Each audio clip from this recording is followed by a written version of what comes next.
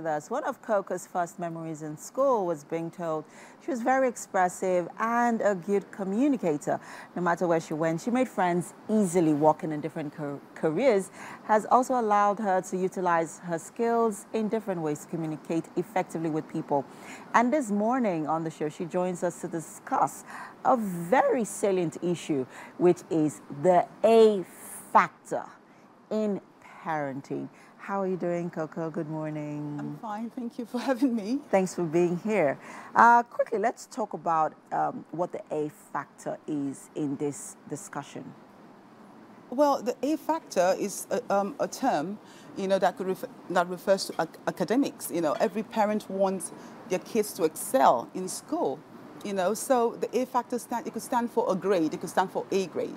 It could, not necessarily it being A, it could be a B, but of course, the A being the ultimate, So basically, it's, we're talking about the academic factor when it comes to how do we, when it comes to what we hope for our kids, which is of course the best and to strive, and in the academics and to be, have excellent grades, as it were. Okay.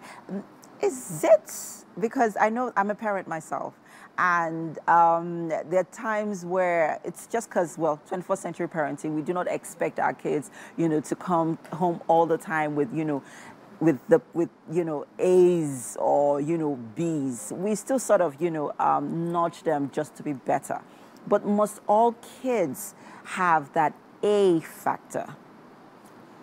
No, I have always said there's no dull child. Every child excels or flourishes in whatever gifts or they have. No, but it's our duty as parents to make sure that our kids are getting the very best, and that we're helping them as to bring out their very best potential. You cannot settle. If your child is not making good grades, you don't see, okay, can my daughter or can my son do better? If you don't do that, you would never know. So why don't you, help the child, to get to the very, highest, potential or grade the child can. I'm not saying everybody has to be an A. No, your child could be gifted in other areas. You understand, and have average grades. But let it not be that you settled. Because some kids, you settled for that C, you settled for that B, when that child could have done better. But so why don't you just do what you can? And let that, guide that child to as far as the child can go, and back it up with the gifts the child has. So average a grade, that's the best the child can do, and then the child's gifts, of course, that you are also nurturing. So I guess that is how you approach that. Okay, so, let's talk about for parents who are not so learned, because we also have parents who are not so learned, who are, but because they believe that education is important for their children, how would you advise them, to help their kids get to that, to get, maybe not, they may not be doing so well at school. How can they help these kids to get to at least, some better, in terms of their academic performance? How can they help them grow, basically? By counseling them, it's the same way you counsel a child not to steal, in morals. It's the same way you try to encourage them, you understand, and monitor. You see, my daughter, I remember when I look at her chemistry notes or whatever, she would say, Mommy, you don't know that subject. What are you looking for? Exactly. And I would say, I don't have to know it. I'm looking for 5 over 10. I want to know, why did you have that 5 over 10? And see, okay, what can I do? Not that I know it, but what can I do to help? So I speak to the teachers, because without the teachers, it can't work. So parents who are illiterate, perhaps, of course, in quotes, can counsel and also monitor. Just because you don't know it doesn't mean that you can't check the notes and see, okay, I'm not doing so well here. Why? So if a child sees that you are monitoring and you're supervising, you're not necessarily doing the work with them, they will sit up. It's the same way you approach morals and values in children. At what stage in a child's life do you expect them to be excellent in their classwork? Because, during their kindergarten years, their nursery years, you're still not expecting so much from them, because, they're still growing. Their cognitive, in terms of their cognitive development, it's not there yet. You're still, growing and still nurturing them. So at what point do you, are you emphatic in regards to their performance, in regards to the excellence that you're expecting from them? You see, that's a mistake parents make. They feel that, oh, let's get the child into a play group. But the thing, there's something called foundation. Okay. You understand? The work you don't do when that child is in a lower grade, you will do when the child gets to a higher grade and you do more work.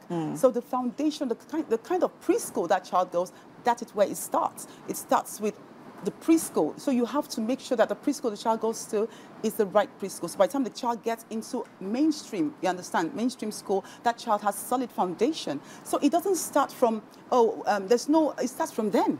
You start then and, start teaching the child about work habits. Stop television during the week. You understand? No TV until Friday after school. Take away phones, you understand, until the holidays. So you can't wait till primary 5. You start in preschool. Start buying books. It could be storybooks. Teach the child to develop a study habit, not necessarily academic. It could just be reading. It could just be a Lady B book. That is where it starts. It starts from preschool. It starts from preschool into primary 1. That is where it starts from. And if you miss it there, and you want to wait until the child gets to senior or maybe primary, you're going to have a problem. Because if the child doesn't have that foundation right, you understand, it's not going to work.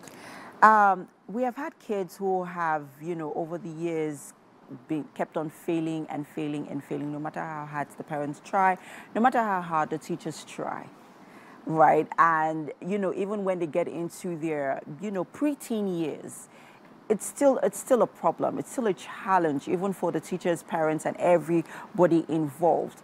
As a parenting expert, when it gets to that point, what would you advise is the next step to take, to help, to get that child, to, where you want them to be in terms of their academic performance? Well, first and foremost, you have to re-strategize. You take some steps back and look at what just because you've been doing something doesn't mean that thing is right. So what you do, because I'm not really sure when people say, oh, a child, I don't believe it's a dull child. First and foremost, you understand, get the foundation right. Work with the teachers. Teachers are not miracle workers.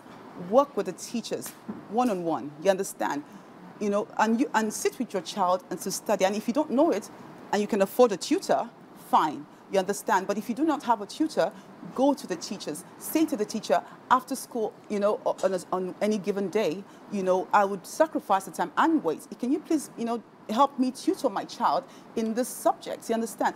I laugh when parents say to me, oh, my child is failing. You're not doing the right thing. You're not. If you do, I say to them, I will give you tips. And if you're ready to invest that time and, into it, you will see results with your children. You understand? So all you have to do is step back, re-strategize, speak to the child, find out what is the problem. It could be emotional. If that is, you've taken that out of the picture, then you sit down and ask the child, okay, what is it? And if you see that it's just playful exuberance or teenage exuberance, then you work with the teachers. Get their numbers on the phone.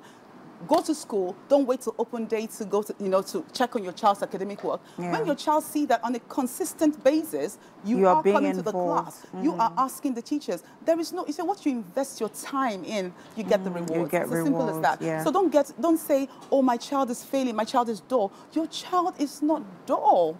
You just need to re-strategize, understand, and speak to other parents whose children perhaps are doing better than yours and not feel intimidated by it, and just ask them. They will give you tips, on what they are doing, you understand, to get results. Let's talk about harnessing children's talents and their skills, because you mentioned that earlier on, that you based off academic performance with nurturing their talents and their skills.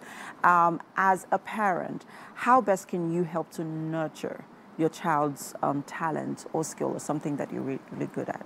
Well, first, it's not about you. It's about allowing the child to discover themselves. So if you see that or your child likes to play an instrument, and you like the piano, and you're like, hell no, sorry about that, and you're like, oh, you have to play the piano. So if your child is playing any instrument, that's why in looking for a school, you have to check the extracurricular activities. Do they have this a room, for either a saxophone or whatever it is. So watch your child. It's not every child that, you know, would want to take part in extracurricular activities. You know, they might just want something else. So in nurturing that child, you have to, it takes money, it takes time, it takes dedication. So you have to be ready to put all that into it. So you have to take those, you know, nurture it, you know, by taking those children, you know, to those activities, you know, and that's get them involved in those activities. Yeah, and that's the only way the child, you know, consistency brings rewards. Okay. Thank you so much, Coco. This has been a very insightful conversation. And the A factor, well, Coco has said it all, right? You know, your kid doesn't have to have that A factor. B, C's, it's okay, but hey, help them to get to their best potentials as possible. We have to head over to the kitchen now. Oh. Do you mind joining us? No, I would love to. Ah, great, please. I'm starving. After you.